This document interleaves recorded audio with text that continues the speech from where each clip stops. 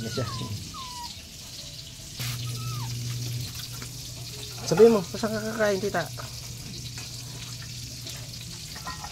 Ayun, tita. Dito ka. Ayan.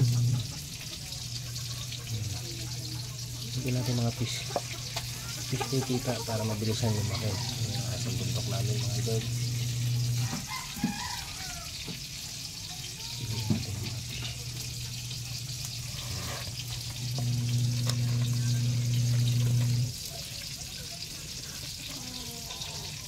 Mabilisan lumaki.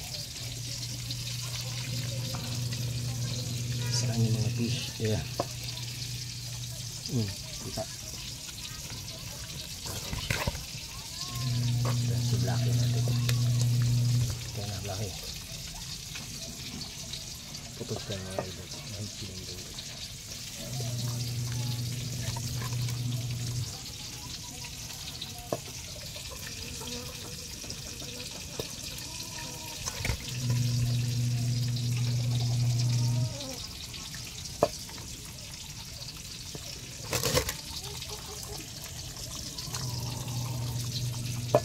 Fish at balat ng manok. Ito.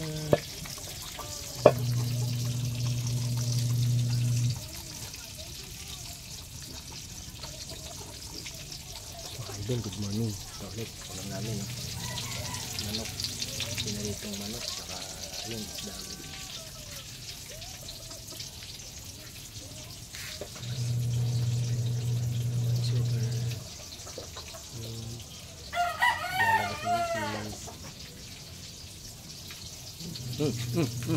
Okay, mag-aaway.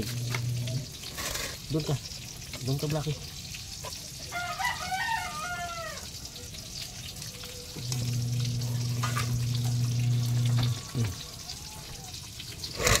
Mainit ito pagka gabi mga idol.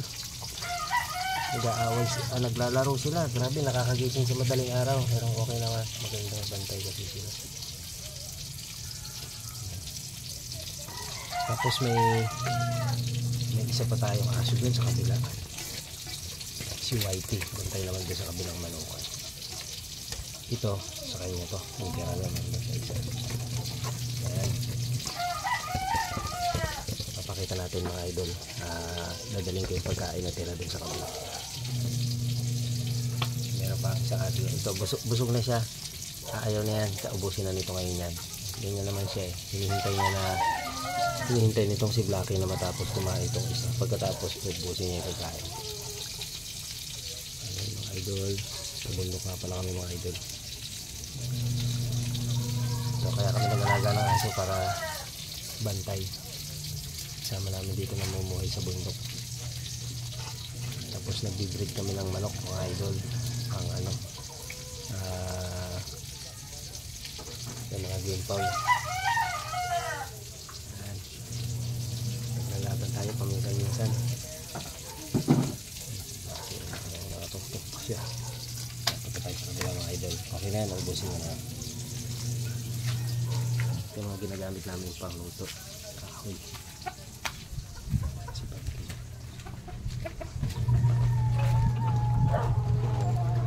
Ito mga idol, lemon.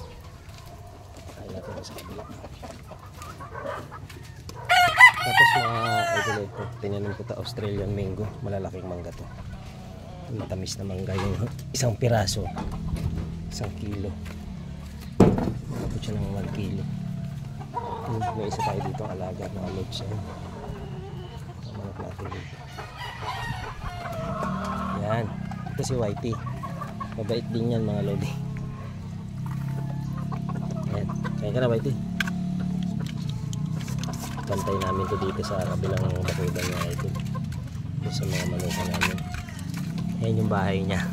Para pag umuulan hindi siya nababasa sa loob. Nagawa sa kahoy nga pala yan. Mabait po ito, mabait. Dalawa to. Yung kapatid niya namatay, nabigti dun sa talian niya. Hindi namin alam kung paano nangyari. Tapos dito mga idol, nagkaroon siya ng sugat dito, kaya binago ko siya. Maluwag lang yung tali niya. Dito may tali natin, Whitey. Ayan. Nakakonekta siya dito sa likod sa barakang para hindi siya nasasakal. Kasi nung last time dito nagkasugat siya.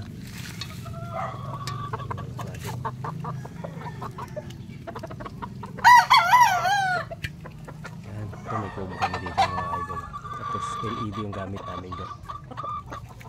Ayan, thank you for watching po. Salamat.